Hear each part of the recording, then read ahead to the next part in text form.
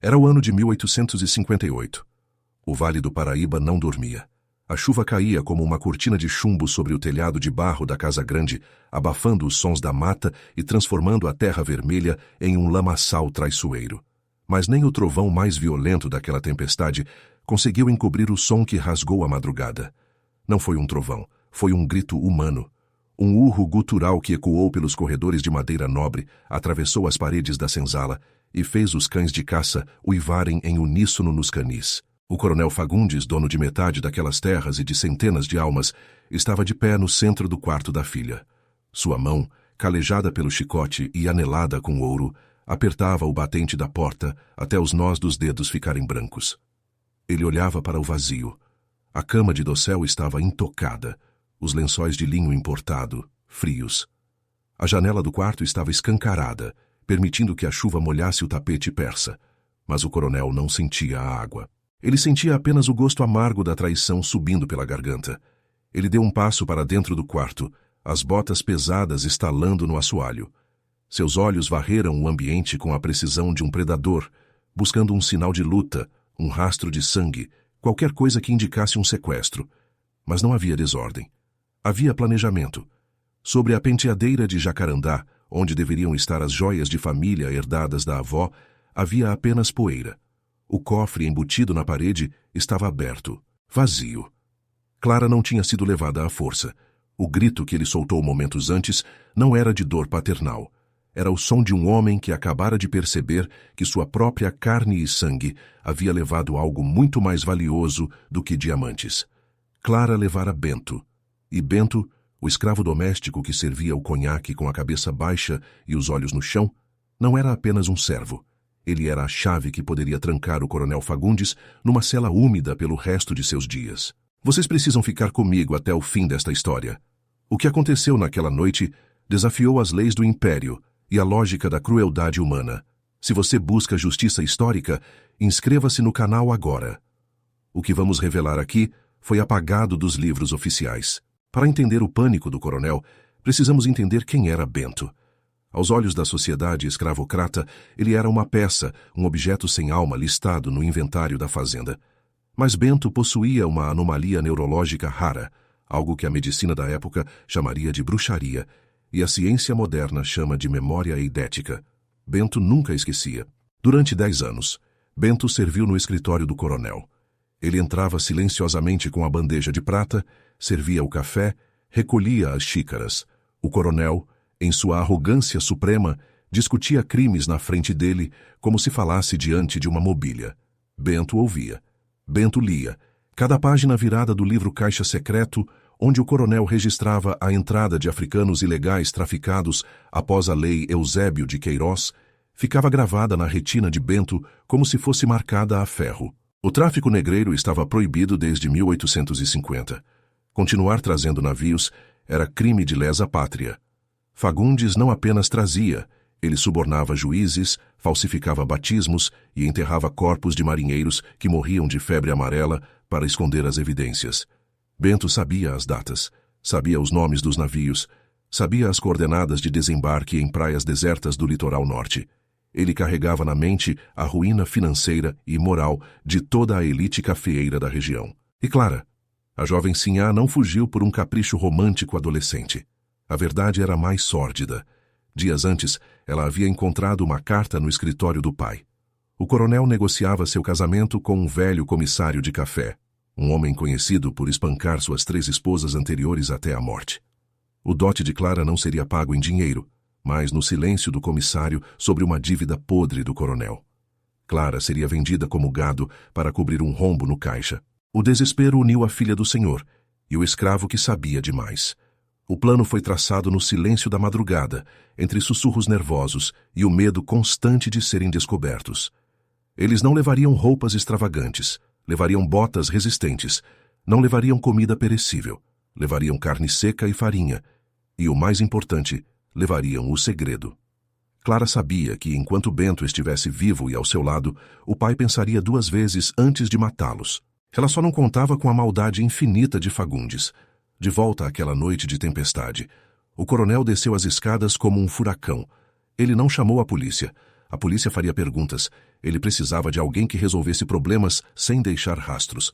Ele precisava de um caçador que não tivesse alma. Fagundes caminhou até o armário de armas, destrancou a porta de vidro e retirou um saco pesado de moedas de ouro. Tragam o Silvério, ordenou o coronel, sua voz baixa e trêmula de raiva contida.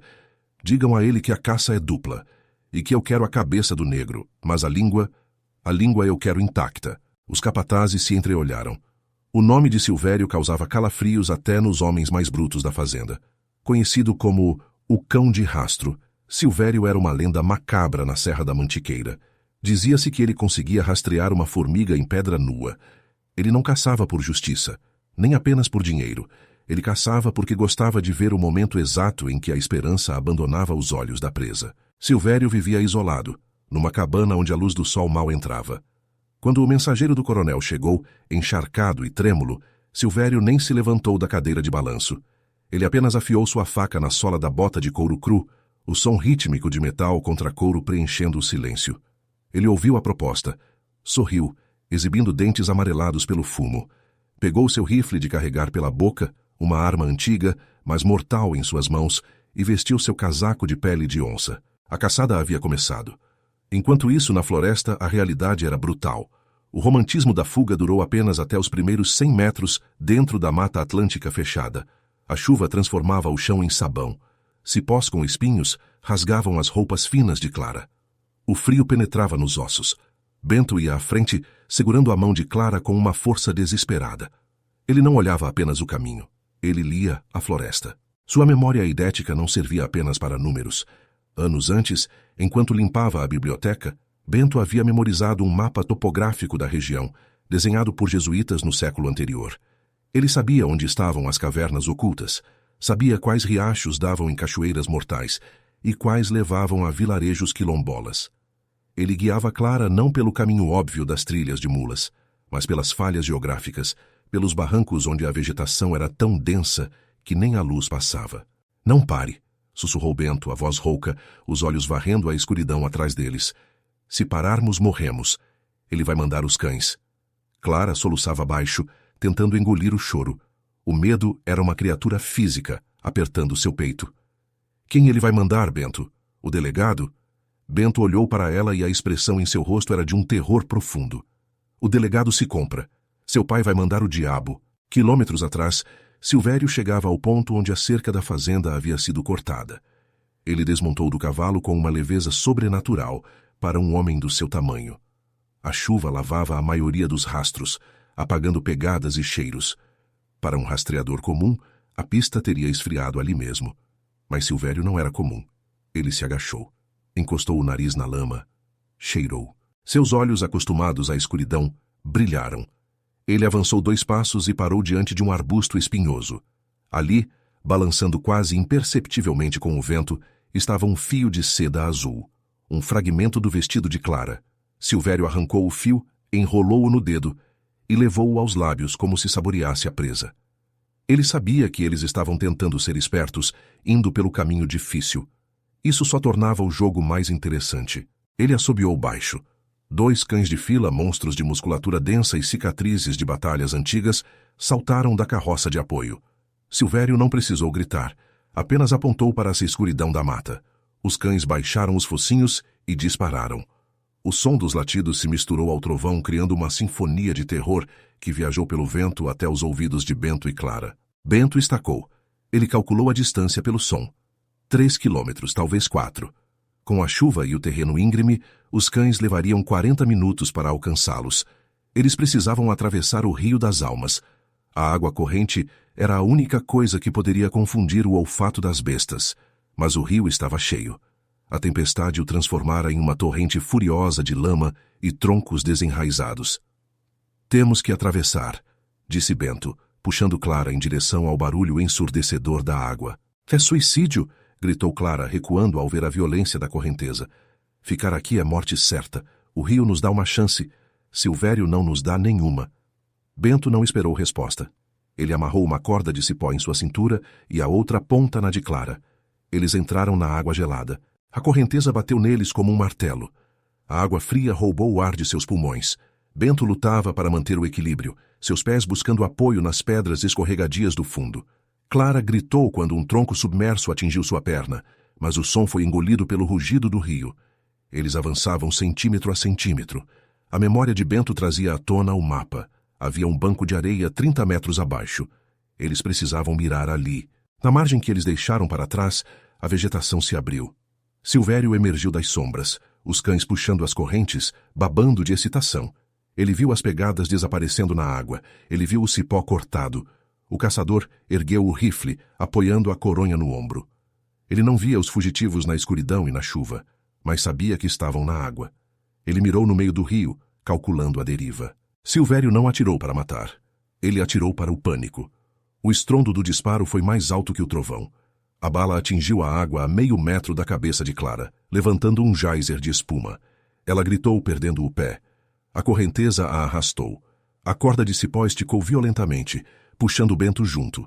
Eles foram engolidos pelo rio revolto, rodopiando na escuridão líquida, batendo em pedras, sem saber onde era o céu e onde era o fundo. A manhã seguinte nasceu cinzenta e silenciosa.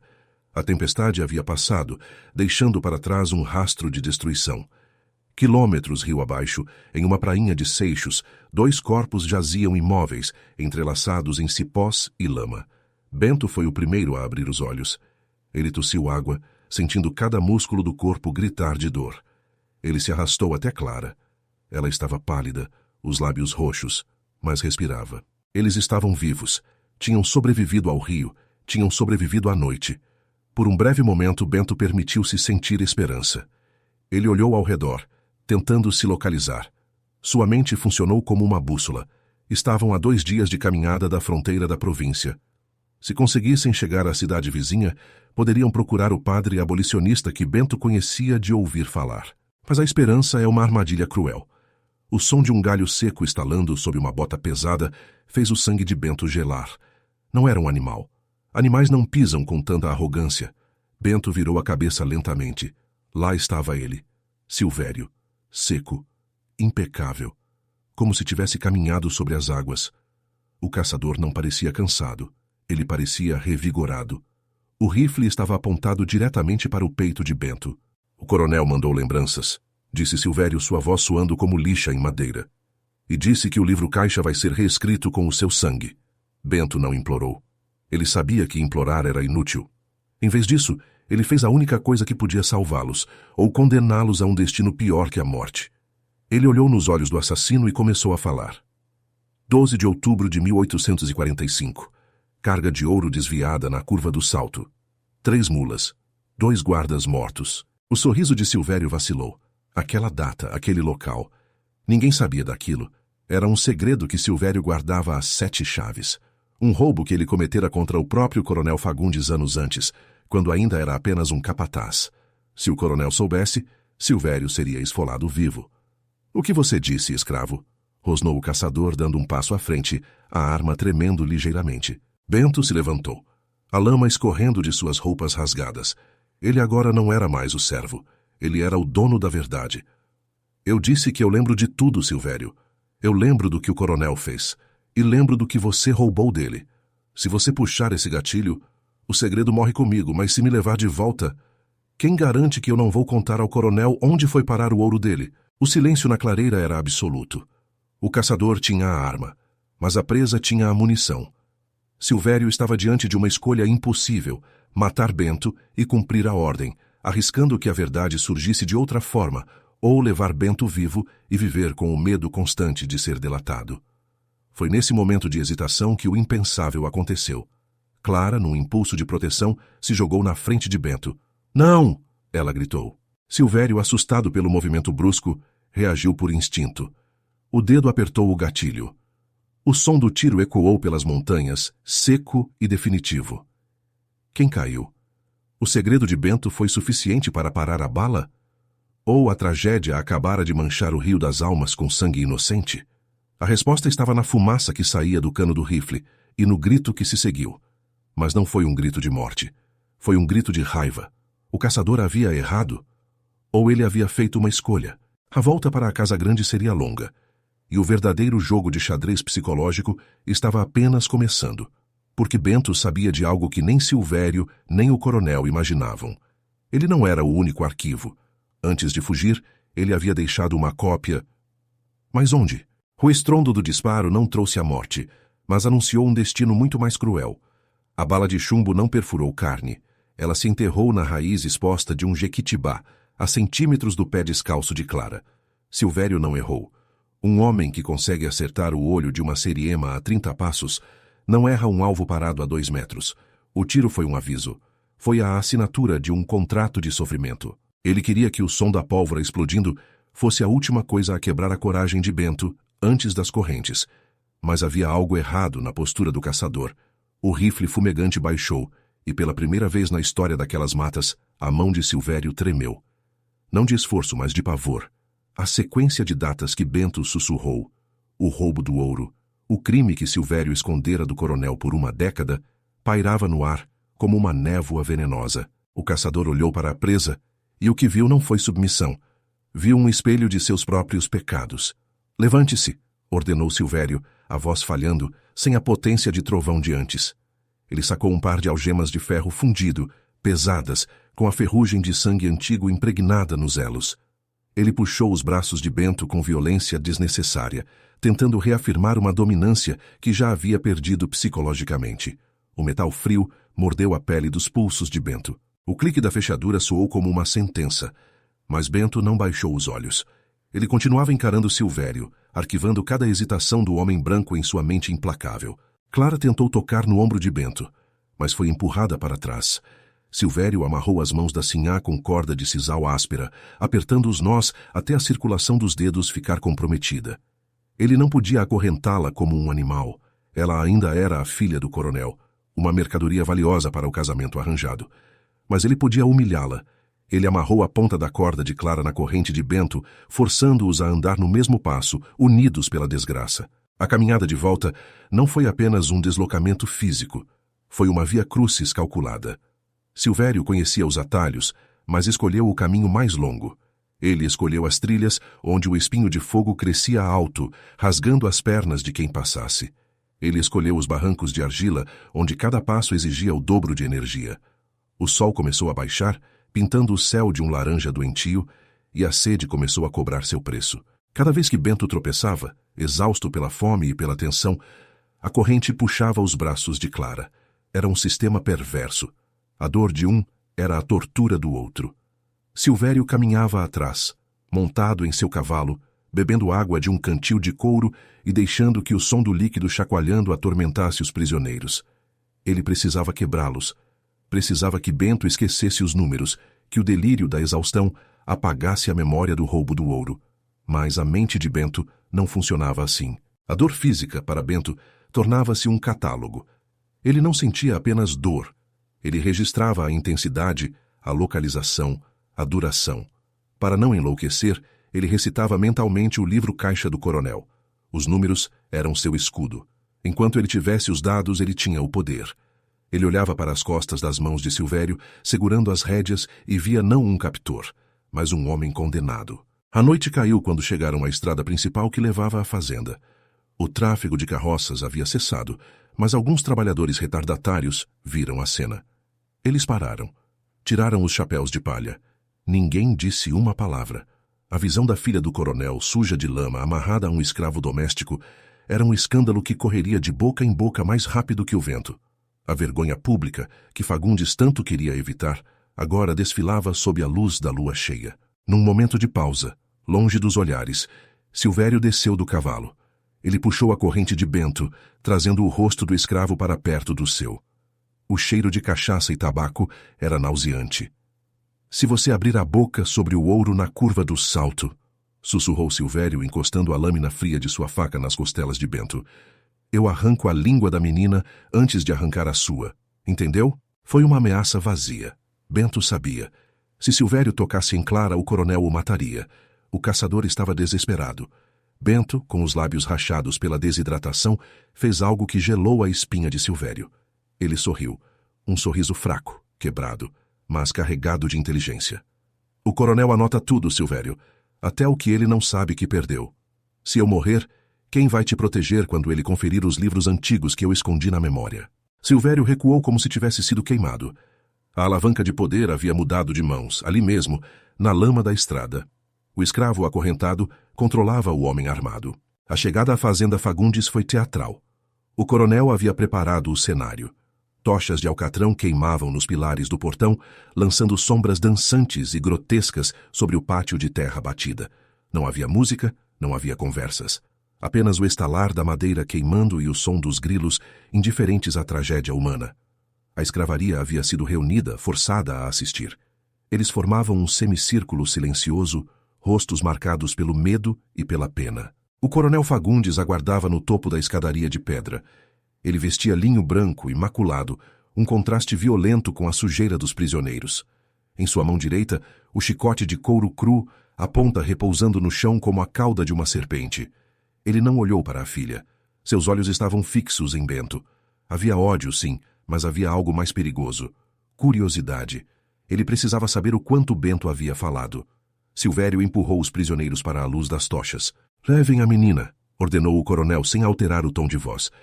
Duas criadas robustas com lágrimas nos olhos correram para desamarrar Clara. "Não, pai, por favor. Ele me salvou", gritou Clara debatendo-se enquanto era arrastada para dentro da casa grande.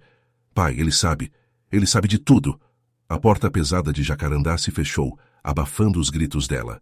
O pátio mergulhou num silêncio sepulcral. Agora eram apenas eles, o senhor, o caçador e o arquivo vivo. O coronel desceu os degraus lentamente. Tap, tap, tap.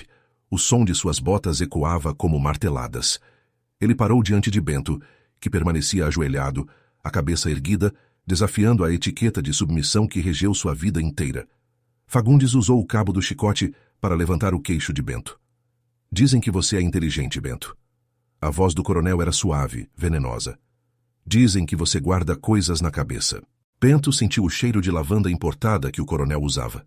O cheiro do dinheiro sujo. "Eu guardo o que vejo, coronel." "Então você sabe por que vai morrer hoje. Você roubou minha filha." "Eu não roubei nada.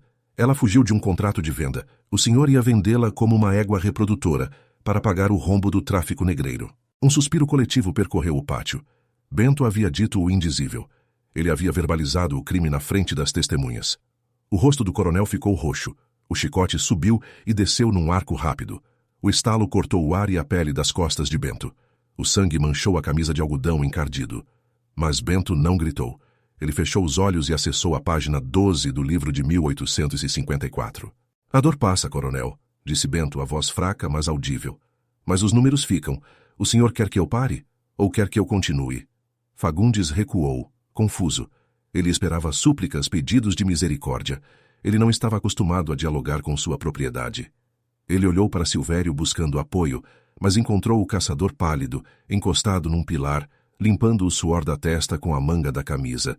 Silvério sabia que se Bento começasse a falar, ele também cairia. Foi então que um movimento na periferia do pátio chamou a atenção de todos.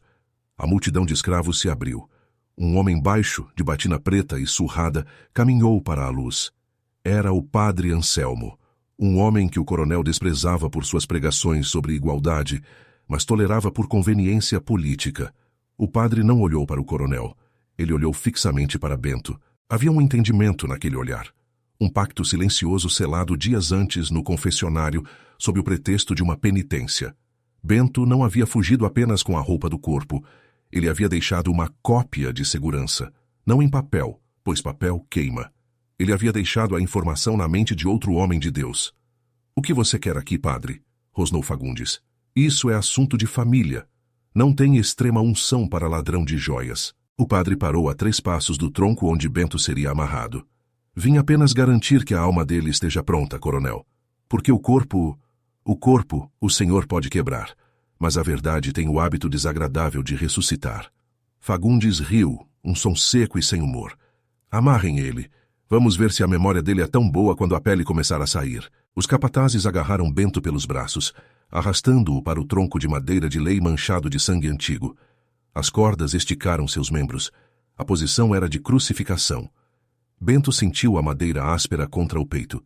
Ele olhou para o céu negro, sem estrelas. Ele sabia que tinha apenas alguns minutos antes de perder a consciência pela dor.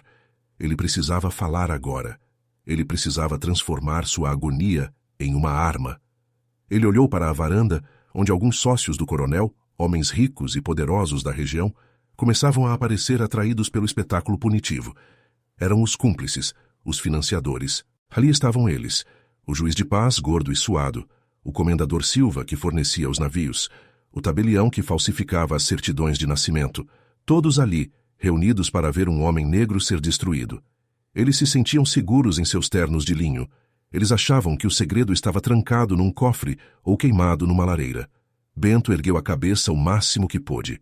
Ele não olhou para o coronel. Ele olhou diretamente para o juiz de paz na varanda. Excelentíssimo juiz! A voz de Bento projetou-se com uma clareza sobrenatural pelo pátio silencioso. 22 de novembro de 1855. O juiz derrubou o copo de cristal. O som do vidro estilhaçando foi o único ruído no mundo. Pagamento recebido. 4 contos de réis, continuou Bento falando mais alto. Cada sílaba uma martelada. Motivo: arquivamento da denúncia sobre o desembarque na Praia da Caveira. O dinheiro foi entregue num envelope de couro marrom, dentro da sacristia da Capela de São Jorge. O pátio prendeu a respiração. Bento não estava confessando um crime. Ele estava abrindo o arquivo, e a primeira página acabara de ser lida. Silvério, nas sombras, viu o pânico nos olhos do juiz. Viu o coronel paralisado. Ele sabia o que viria a seguir. Bento não ia parar, e se Bento continuasse, o nome de Silvério seria o próximo. O caçador levou a mão ao revólver no cinto. Ele podia acabar com aquilo agora. Um tiro na cabeça de Bento. O coronel ficaria furioso, mas o segredo morreria. Ou ele podia deixar o mundo queimar. Bento viu o movimento de Silvério. Ele sabia que estava a 1 segundo da morte. Mas ele tinha mais uma carta. Uma carta que envolvia a própria Clara e o local exato onde o livro físico estava escondido. Eu não sou o livro, coronel, gritou Bento, encarando a morte. Eu sou apenas o índice. O livro verdadeiro. A sua filha sabe onde está. O chicote caiu da mão do coronel. A guerra havia mudado de campo. E agora ninguém estava seguro. A declaração de Bento caiu sobre o pátio, como um raio em céu limpo. Eu sou apenas o índice. A frase ecoou nas paredes de taipa da Casa Grande, ricocheteou nas telhas de barro e se alojou no ouvido de cada homem e mulher presente. O coronel Fagundes sentiu o chão desaparecer sob suas botas de couro importado. O chicote, símbolo máximo de sua autoridade, escorregou de seus dedos suados e caiu na poeira vermelha. Ele não olhou para o chão. Ele olhou para a porta da casa, de onde os gritos de Clara haviam cessado abruptamente. Fagundes girou nos calcanhares, a capa branca rodopiando. Tragam-na, ele berrou, a voz falhando, rouca, irreconhecível. Tragam-na agora, ou eu queimo a senzala inteira com vocês dentro.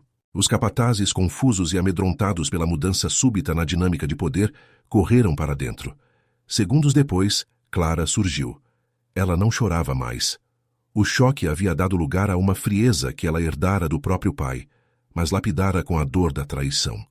O vestido rasgado, o cabelo desgrenhado, mas a coluna ereta. Ela desceu os degraus de pedra um a um. Toque, toque, toque. Cada passo era uma sentença. Ela parou a 2 metros do pai, ignorando o homem que lhe dera a vida e olhando diretamente para Bento, amarrado ao tronco. Viu o sangue nas costas dele. Viu o olhar de resistência. E naquele momento Clara entendeu que o jogo de xadrez havia acabado. Era hora de virar o tabuleiro. Onde está? Sibilou Fagundes, agarrando o braço da filha com força suficiente para deixar marcas roxas instantâneas. Onde está o livro, sua ingrata maldita? O livro não está na mata, pai, disse Clara, a voz firme, cortante como vidro. Eu não o enterrei, eu não o queimei. Eu fiz o que o senhor me ensinou. Eu o investi. O coronel piscou, sem entender. Investiu? Eu dei a chave do cofre para a única pessoa que o senhor não pode comprar. Não pode matar e não pode intimidar nesta província. Antes que o coronel pudesse desferir um tapa no rosto da filha, um som novo invadiu a fazenda. Não eram cavalos de carga, eram cavalos de guerra. O ritmo era militar. A multidão de escravos e trabalhadores abriu passagem com urgência, encostando-se nas cercas. Da escuridão da estrada principal, surgiu uma figura que fez o sangue dos convidados na varanda congelar. Não era o delegado local, aquele que bebia cachaça com Fagundes nas tardes de domingo. Era um homem alto, magro, de bigode encerado e uniforme azul marinho impecável, apesar da viagem. O delegado Tavares, enviado especial da corte no Rio de Janeiro. Um forasteiro, Um homem da lei que não devia favores a barões do café. Ele caminhou para o centro do círculo de luz, suas esporas tilintando com uma autoridade metálica. Ao lado do delegado, surgiu novamente o padre Anselmo. O padre não olhou para o coronel. Ele estendeu a mão direita e depositou na luva branca do delegado uma chave pequena, de ferro trabalhado. A chave do cofre secreto que ficava atrás do quadro de Dom Pedro II, no escritório do coronel. Clara havia retirado o livro antes da fuga e escondido no confessionário da capela, entregando a chave ao padre sob o sigilo da confissão, com instruções precisas para acionar a autoridade imperial caso Bento fosse capturado. Coronel Fagundes, disse o delegado Tavares, sua voz projetada com a clareza de quem lê uma sentença de morte. Recebemos uma denúncia formal de tráfico ilegal de africanos, suborno de magistrados e conspiração contra a coroa. A prova material acaba de ser entregue. Fagundes olhou para a varanda. Ele buscou os olhos do juiz de paz. Buscou o apoio do comendador Silva, mas o que viu foi o abandono absoluto. Os amigos desapareceram. O juiz de paz, que minutos antes ria com um copo de conhaque, agora se escondia atrás das cortinas de veludo. O comendador Silva já ordenava que sua carruagem fosse preparada pelos fundos. A lealdade daquela gente durava apenas enquanto o ouro fluía e o segredo se mantinha. Com a luz da verdade incidindo sobre o pátio, as baratas de linho branco corriam para as frestas. Fagundes estava sozinho. Mas Bento não tinha terminado. O delegado precisava de mais do que um livro. Ele precisava de nomes para garantir que a rede caísse por inteiro. Mesmo com a dor lacerante em suas costas, Bento abriu a boca. Página 88, gritou Bento. Dezembro de 1856. O juiz de paz, que agora se esconde atrás da cortina, recebeu 2 escravos não registrados como presente de Natal para silenciar sobre a morte de um fiscal. Nomes: Sebastião e Maria. O delegado nem precisou olhar para o livro. A precisão de Bento era a validação. Ele fez um gesto seco com a mão. 2 soldados subiram as escadas, as botas pesadas ecoando na madeira, e arrancaram o juiz de seu esconderijo, arrastando-o para fora sob protestos histéricos de imunidade e respeito. A imunidade havia acabado. A memória de Bento estava desmontando a estrutura de poder do vale, tijolo por tijolo. Nas sombras, onde a luz das tochas não alcançava, Silvério assistia ao fim de um império. Ele viu o coronel encurralado. Viu o juiz preso, viu o delegado com a chave. O caçador sabia identificar quando a presa se tornava o predador. Ele olhou para Bento uma última vez. Havia um respeito relutante em seus olhos assassinos. Bento não o denunciou. Bento cumpriu a parte dele no acordo silencioso da estrada. Silvério embainhou a faca, montou em seu cavalo e desapareceu na escuridão da mata, levando consigo seus próprios crimes e o ouro roubado que Bento jamais revelaria, contanto que o caçador nunca mais cruzasse seu caminho. O coronel Fagundes não reagiu quando os soldados o cercaram. Ele não gritou. Ele apenas olhou para a própria casa, para a grandeza que construíra sobre ossos e sangue, e viu tudo se transformar em pó. Ele caiu de joelhos na terra batida, sujando as calças brancas de lama vermelha. A arrogância precedera a ruína, e a queda foi absoluta. Ele olhou para Clara, buscando algum traço de compaixão, mas encontrou apenas o olhar de uma estranha. O delegado Tavares caminhou até o tronco. Com um movimento rápido de seu canivete, cortou as cordas que prendiam Bento. O corpo do ex-escravo cedeu, exausto, mas Clara estava lá. Ela o segurou antes que ele tocasse o chão. O abraço não foi romântico, foi desesperado, sujo de sangue e suor, um abraço de sobreviventes de um naufrágio. Acabou, Bento, sussurrou Clara no ouvido dele, misturando suas lágrimas com a sujeira no rosto dele. Eles não podem mais nos tocar. A justiça naquela época era falha e lenta, mas quando decidia morder, ela arrancava pedaços. O livro-caixa foi levado para a corte. O escândalo abalou o império. A fortuna de Fagundes foi confiscada para pagar multas astronômicas à coroa. O coronel não foi para a forca. Homens como ele raramente iam, mas recebeu uma sentença pior para seu orgulho: a irrelevância. Ele foi condenado à prisão domiciliar perpétua, vigiado em sua própria casa grande, que agora caía aos pedaços, sem escravos, sem dinheiro, sem amigos. Ele passaria o resto dos seus dias ouvindo os ecos de um tempo que não voltaria mais. Semanas depois, numa manhã de sol pálido, Bento e Clara estavam na estrada. Não havia carruagem de luxo. Eles caminhavam. Bento mancava ligeiramente, uma lembrança física daquela noite, e as cicatrizes em suas costas jamais desapareceriam. Clara trocara as sedas por algodão cru. Eles não eram ricos, não eram heróis aclamados por multidões. O racismo e o preconceito do século XIX ainda permeavam cada olhar que recebiam na vila. Mas eles tinham algo que ninguém poderia confiscar. Eles tinham a liberdade. E Bento tinha a memória. Enquanto caminhavam para longe do Vale do Paraíba, em direção a uma nova vida na cidade de São Paulo, onde o movimento abolicionista ganhava força, Bento parou por um instante. Ele olhou para trás, para a silhueta distante da fazenda. — O que foi? Perguntou Clara, segurando a mão dele. — Nada, respondeu Bento. Só estou conferindo se esqueci de algo. Ele fechou os olhos por um segundo. Viu a página 145. O último registro. A data de sua própria alforria, assinada não pelo coronel, mas conquistada pela coragem. Não esqueci nada. Tudo está guardado. A história de Bento e Clara não é um conto de fadas. É um documento de resistência. Eles provaram que a arma mais perigosa contra a tirania não é a pólvora nem o aço. É a verdade. E a verdade, quando guardada na mente de um homem que não pode esquecer, torna-se eterna. O coronel Fagundes morreu esquecido, engolido pela própria ganância. Mas Bento viveu para ver a Lei Áurea, 30 anos depois. E dizem que, no dia da abolição, ele recitou de memória, para seus netos, o nome de cada homem e mulher que cruzou aquele oceano em porões escuros, garantindo que suas almas jamais fossem apagadas da história. A justiça tardou, mas ela veio a galope, e veio guiada pela memória de um único homem. Essa história foi apagada dos livros escolares, mas a memória de Bento sobreviveu nos registros orais que desenterramos para este episódio. Se você acredita que a verdade histórica precisa ser contada, doa a quem doer. Faça sua parte agora. Inscreva-se no canal, dê sua nota de 0 a 10 nos comentários e compartilhe este vídeo. A história só morre quando paramos de contá-la. Até a próxima investigação.